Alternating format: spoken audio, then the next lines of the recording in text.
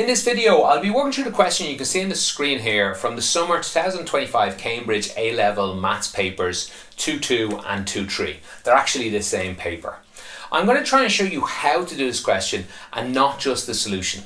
So definitely pause and rewatch certain parts of the video as you need to. If you are looking for a different question from one of these papers or a different paper entirely, you should be able to find a playlist in the description below. If you can't, have a look around on my channel.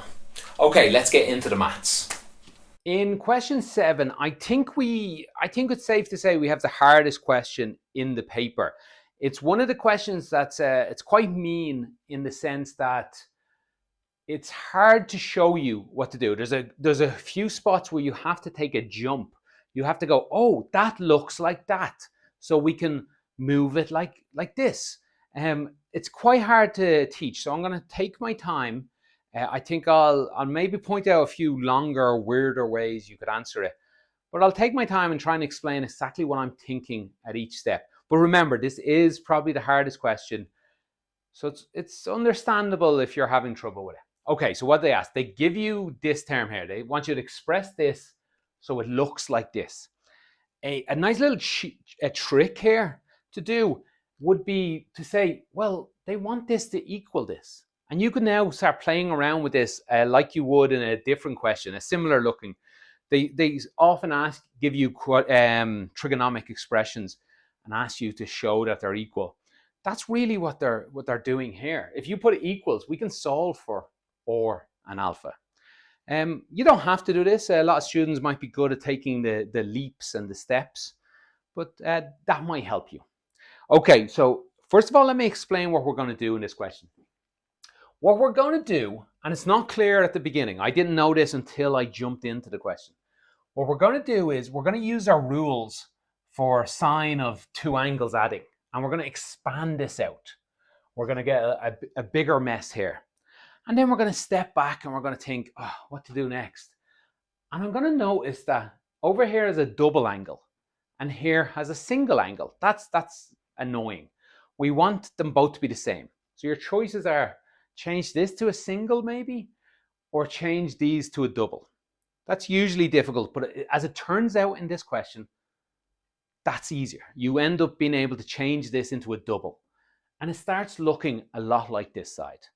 Let me jump into it and show you what I mean as I go along. So first of all, expanding this guy out here, we get 4 cosine theta. Leave them alone. So sine of two angles, I'll cheat here. You're given these formulas. You don't have to memorize them. I'm not good at memorizing them. You're given these formulas in your pages of formula. But sine of two angles adding is just, where do I have it? It's just the first angle here, sine the first angle. Multiplied by cosine the second one, plus cosine the first angle, multiplied by sine the second angle. Let me put a bracket around there. Yes, 4 cosine was outside both of these. I've expanded that out. But here's the thing, we know what sine 30 is. We know what cosine 30 is. You can double check in a calculator if you don't remember them. You don't have to remember them. Cosine 30 is square root of 3 over 2. Sine 30 is a half. So we can actually multiply this back out and let's see, this multiplied by 4, the 2 cancels in and we're left with 2 square root 3 cosine alpha sine alpha. And this one, the half multiplies into the 2 and we're left with 2 cosine theta, and there's 2 of them, so they're squared. That's what the left-hand side looks like. It was at this point that I noticed the trick. I guess I'll explain something you could have done if you didn't notice this. But I started to notice that this bit here is looking a lot like sine of, it's not the same, but it's the sine of 2 theta. Looking a lot like that. And also this here looks a little like cosine 2 theta. So I thought, okay, and I want 2 theta. So that's the next step I took. At this point or some other point, you could expand this one out to help you look at it. Let me do that now. This right-hand side, Cosine of an angle, take away another angle, would look like, let's see, or it would be cosine the first one multiplied by cosine the second one. And then plus, plus or still goes into both. Sine the first one and sine the second one. And we still have a plus k over here. That definitely, I think, helps you see what we're going to do next. You didn't have to do this, but yeah, I think you pretty much have to do this unless you're so good at this question, you're not watching this video.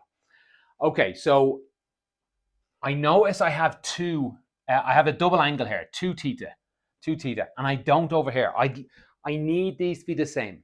So one option, which I won't do here, is to stay expanding this out and expand this out and then just start putting things equal to each other. It should work.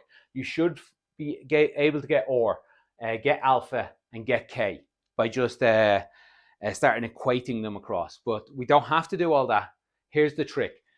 Let me write out the two rules actually before I go any further. These are in your formulas. We know that, let's put a little box over here. We know the sine of 2a is equal to 2 sine a cosine a. And we also know that, let's see, cosine squared a is equal to a half 1 plus cosine 2a. These are two formulas that are given to us. This one, you might have to rearrange it a little from what they're given. But either way, what I notice is that this bit here looks a lot like this one here. If we just had a 2, which we do have a 2. So let's rewrite that. Square root of 3, 2, which is first? Sine theta, cosine theta. Well, that's the same as sine 2 of this. So square root of 3 sine 2 theta. Okay. And what about this one? This works perfect, actually. 2 times this is the same as 2 times this. So this is just 1 plus cosine 2 theta. Now, it still might not be clear what has this got to do with this side? But let me try and line them up a little bit. I'm going to put the cosine 2 theta underneath this cosine 2 theta. I'm going to put the sine 2 theta underneath this one. It has a square root 3. It's a plus here. And it has 1 left over. Okay, so what I now can tell from this is, well, first of all, k is 1. It's the only one without sines and cosines. What I'm doing here is I'm equating cosine with cosine, sine with sine, and nothing with nothing, or number with number. And what I can tell here is what's in front of this cosine, which is just a 1, must equal what's in front of this cosine, which is or cosine alpha. So that must equal 1. Same with here. What's in front of this sine 2 theta is or sine alpha, and it must equal square root of 3. And I guess I could write in, well, no, I'll just, k is equal 1 then. We'll leave that for the moment. This comes up in maths. Hopefully you recognize this. We often do have to make a term, usually not this messy, look like one like this. We often have to do that, and we're left with something like this. So students might very quickly be able to go, well, r squared is equal these two added together. But I'll do it a little slower. The top one squared would be r squared cosine squared alpha is equal 1, and r squared sine squared alpha is equal 3. If we add these together, we get r squared cosine squared alpha plus sine squared alpha is equal to, we're adding these together, is equal to 4. Well, this is just 1. So we're just left with r squared is equal 4, or is equal 2. I know it's plus 2 because they told you in the question or was bigger than 0. But again, a lot of students, you should be familiar enough with this part that maybe you're jumping already. R squared is equal to these two added together once they're squared. So r is equal to 2. Just put that in here. Let's see. Cosine alpha is equal 1 over 2. So what's alpha equal? And if you solve it, it's equal 60. And again, we know what K is. So the answer, you're done here. This answer here is just 2 cosine 2 theta minus 60 plus 1. That's the answer to this question. Let me go through that one more time because it is quite, there's a few leaps to take.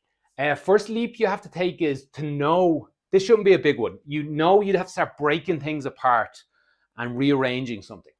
So hopefully you see sine, two angles, you have a formula, you want to break this apart. When you get to this line here, at this point you do need to take a leap. You need to start thinking, well, I want 2 theta on both sides, or I want theta on both sides. So what you could have done is start breaking this one down more and more, because you have a formula for cosine 2 theta and a formula for sine theta. It would have got really messy, but I think I never finished it, but I think it would work. I just glanced at it. I think that should work out. But what did jump out to me was that this term looks a lot like this one here. So I could turn this into sine 2 theta without much trouble. This one looks a lot like this. So I can turn this into cosine 2 theta. And what also jumped out at me is when I break this apart, again, I need to take this leap. When I break this apart, I would have been left with a cosine 2 theta and sine 2 theta. And then it's just a matter of equating them back together. As I said, this is, I think, the hardest question in this paper. So if you're having trouble there, I understand. Let me know in the comments and I'll do my best to help you along a bit more. For now, let me clear this off because we still have another part. The second part is 5 marks, but I don't think it's that difficult. Whereas this is 6 marks and I think it's very difficult. So although also you might be looking at this going, what are you doing? It's much easier. Looks like this, boom, we're done. Let me know because I'm terrible at trigonometry. At least I think I'm bad at these all these identities. Okay, let me clear this off and we'll do part B. If you are finding my videos useful and would like to help the channel out, on top of liking and subscribing, probably the best thing you could do is to tell other people doing the exam about my channel. Maybe you could share this video in a class WhatsApp group. Then if you feel I've really deserved it and you would like to buy me a coffee, you could become a member on YouTube or on Patreon. You should find links to that in the description below. Okay, before we do part B, a quick recap of part A. We learned this term equals this term. In part B, they gave us this term and told us it's equal to 5. Hopefully you see the logic that this looks just very similar to this. So instead of this side, let's write this side and hope it works out a little easier. So this is just 3 times bigger. And instead of theta, we have 2 theta or phi, is it? I can't remember what this is called. Phi, I think. So it's just 3 times bigger. So this side is 3 times bigger. This is the same as 6 cosine. Instead of 2 theta, double this angle. It's double this angle. So it's 4 phi. Minus 60 still plus 1 equals 5. This is a lot easier to solve. It's just one equation, one trigonometric function, cosine. So let's just start rearranging. Let's see, take 1 away from both sides and divide by 6. Cosine 4 phi minus 60 is equal, so that'll be 4 divided by 6, which is the same as, oh, you know what? No, I've made a mistake there. Let's see, that 1 is wrong. Can you ever think why? I multiplied this by 3. I multiplied this by 3. I forgot to multiply that one by 3. So it should be 5 minus 3, which is 2, divided by 6. So it's the same as 1 over 3. So this whole question comes down to cosine of something is equal 1 over 3. At this point, you do need to pay attention to the fact that they told you that, say, phi was bigger than 0 and less than 90. Now, what you can do is just solve this question. Remember, you always get millions of answers for phi when you do a trigonometry. Solve that and just pick the ones that are between 0 and 90. I don't think that's the best way to do it. I think the best way to do it is whenever you have to solve with a calculator, which is right now, I need to solve this. you want to find out the limits, the range of this part. They told you what phi is between 0 and 90. I want to know what 4 phi minus 60 is between. What's that bigger than and what's that less than? It's not as hard as it looks. The smallest number they want is 0. So we put 0 in and we get 0 minus 60. So it should be minus 60 is the smallest this becomes. The biggest it becomes is 90. 4 90s are 360. 360 minus 60 is 300. So I just want to solve this between minus 60 and 300. To help do that, let's draw it. Cosine looks like this. This here is 360, 180. So where's minus 60? This is minus 90. Minus 60 is somewhere here. Where's 300? 300 is, I guess, somewhere here. And what are we looking for? We're looking for when it equals a third. That's down here somewhere. So the only answers we're looking for is maybe this one. I'm not sure. It looks like it's outside of my drawing, but maybe this one. Definitely this one we want. And again, maybe this one. On my drawing, it looks like it's just inside it. So I think we want this one, but I don't know. We better double check these two. We definitely want this one here, though. So let's solve that. Put this into a calculator. We get 4 phi minus 60 is equal to the inverse cosine of that. I think I've wrote some of these numbers down. Yeah, I have 70.529. That's one answer. But remember, there's more answers. There's minus 70.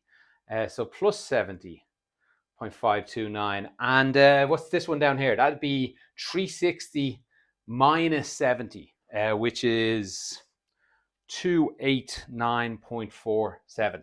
If you didn't do this, by the way, you'd want to get more of these. You'd want to get like 3 either side.